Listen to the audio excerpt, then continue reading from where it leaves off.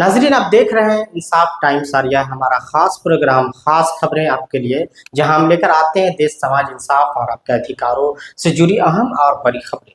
तो आइए शुरू करते हैं आज की पहली खबर से। उदयपुर फाइल से 61 विवादित सीन हटे, जमीयत उलमा हिंद की बड़ी जीत। जमीयत उलमा हिंद के अध्यक्ष मौलाना अरशद मदनी के नेतृत्व में उदयपुर फाइल्स फिल्म से 61 विवादित दृश्य हटा दिए गए हैं। यह कदम censor board, Delhi high court और सुप्रीम कोर्ट तीनों स्तरों पर लंबी कानूनी लड़ाई लड़ने के बाद उठाया गया। सबसे आपत्तिजनक हिस्सा था भाजपा नेता नुपुर शर्मा द्वारा 2022 में दिए गए पैगंबर मोहम्मद पर आपत्तिजनक बयान का औचित्य साबित करने की कोशिश, जिसे पूरी तरह हटा दिया गया। मोहन भागवत का लेक्चर सीरीज विपक्षी नेताओं को भी न्योता। आरएसएस प्रमुख मोहन भागवत 26 अगस्त से 3 दिन के व्याख्यान कार्यक्रम में हिस्सा लेंगे, जिसमें विपक्षी दल के नेताओं, अल्पसंख्यक समुदाय के प्रमुख लोगों और 20 से अधिक देशों के राजनयिकों को बुलाया जाएगा। 2018 के बाद यह दूसरी बार होगा जब संघ अपने विचार स्पष्ट करने के लिए इस तरह का कार्यक्रम करेगा। इस बार दिल्ली के अलावा बेंगलुरु, कोलकाता और मुंबई में भी आयोजन होगा। एनसीईआरटी ने हटाया टीपू सुल्तान, हैदर अली और रजिया सुल्तान के जिक्र। नए क्लास 8 के सोशल साइंस के पाठ्यक्रम से टीपू सुल्तान, हैदर अली, रजिया सुल्तान और नूरजहां का जिक्र हटा दिया गया है। राज्यसभा में उठे सवाल पर शिक्षा राज्य मंत्री जयंत चौधरी ने इसकी पुष्टि की।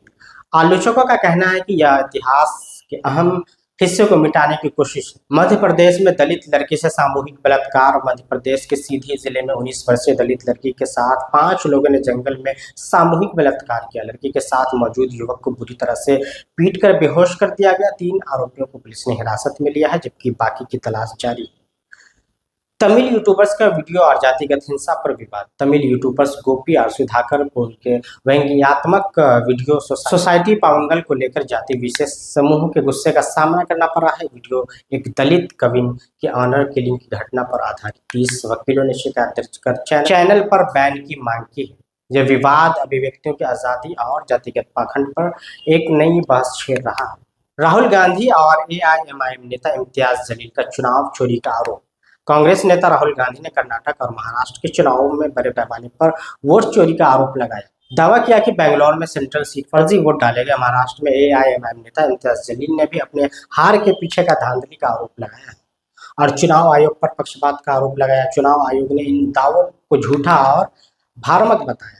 जम्मू कश्मीर में 25 किताबों पर पाबंदी। जम्मू कश्मीर प्रशासन ने राष्ट्रीय सुरक्षा और सार्वजनिक व्यवस्था के नाम पर 25 किताबों पर प्रतिबंध लगा दिया है। इनमें अबुल आला मौदूदी, एजी नूरानी, अनिरुद्ध राय और आयाश जलाल और सुमंत्र बोस जैसी हस्तियों की किताबें शामिल हैं। सरकार का कहना है कि ये किताबें युवाओं को भड़काने और हिंसा को बढ़ावा देने का काम करती हैं।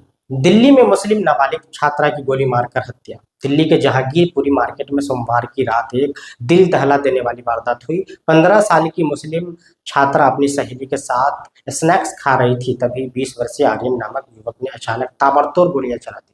4 गोलियां लगने से छात्रा की मौके पर ही मौत हो गई।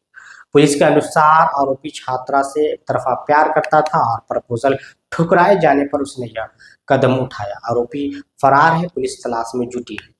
गुजरात में 9 से 12वीं तक के बच्चों को भगवत गीता पढ़ाना अनिवार्य। गुजरात सरकार ने ऐलान किया कि कक्षा 9 से 12वीं की भाषा की किताबों में अब भगवत गीता के मूल्य आधारित अध्याय होंगे। इससे पहले कक्षा 6 से 8 तक पूरक किताब शुरू की गई थी। सरकार का कहना है कि गीता सिर्फ धार्मिक ग्रंथ नहीं बल्कि नैतिक जीवन की मार्गदर्शिका है। विपक्षी दल कांग्रेस और आप ने भी विधानसभा में इस प्रस्ताव का समर्थन किया था। हालांकि आलोचकों का कहना है कि इससे सरकारी स्कूल धार्मिक शिक्षा के केंद्र बन जाएंगे। तेजस्वी यादव को डबल वोटर आईडी केस में नोटिस। बिहार में विधानसभा चुनाव नजदीक है और चुनाव आयोग ने नेता प्रतिपक्ष तेजस्वी यादव को 2 वोटर आईडी रखने के मामले में नोटिस भेजा है। तेजस्वी का कहना है कि यह चुनाव आयोग की गलती है, उनकी नहीं, और वह माकूल जवाब देंगे। उन्होंने आरोप लगाया कि वोटर लिस्ट में फर्जीवाड़ा हुआ है, कई मृतक के नाम मौजूद है और कई का नाम गलत तरीके से काटा गया है। बिहार के मुखिया के घर से अवैध हथियार फैक्ट्री का भंडाफोड़। जमुई जिले के रोपावेले गांव में मुखिया मुन्ना साव के घर पर छापेमारी में पुलिस ने अवैध हथियार बनाने की मिनी फैक्ट्री पकड़ी। 10 पिस्टल सेट, 15 अधिनिर्मित पिस्टल मशीनें और जिंदा गोलियां बरामद। मुखिया और मुख्य सरगना अमित फरार है, लेकिन 5 लोग गिरफ्तार किए गए। छत्तीसगढ़ में बांग्लादेशी बताकर गिरफ्तार बंगाली मजदूरों का मामला हाईकोर्ट में। कुंडा गांव में पश्चिम बंगाल के 12 मजदूरों को पुलिस ने बांग्लादेशी समझकर गिरफ्तार किया था, जबकि भारतीय नागरिक मिले। 2 दिन बाद रिहा कर दिया गया, लेकिन मजदूरों का आरोप है कि पुलिस ने उन्हें धमकाकर राज्य छोड़ने पर मजबूर किया।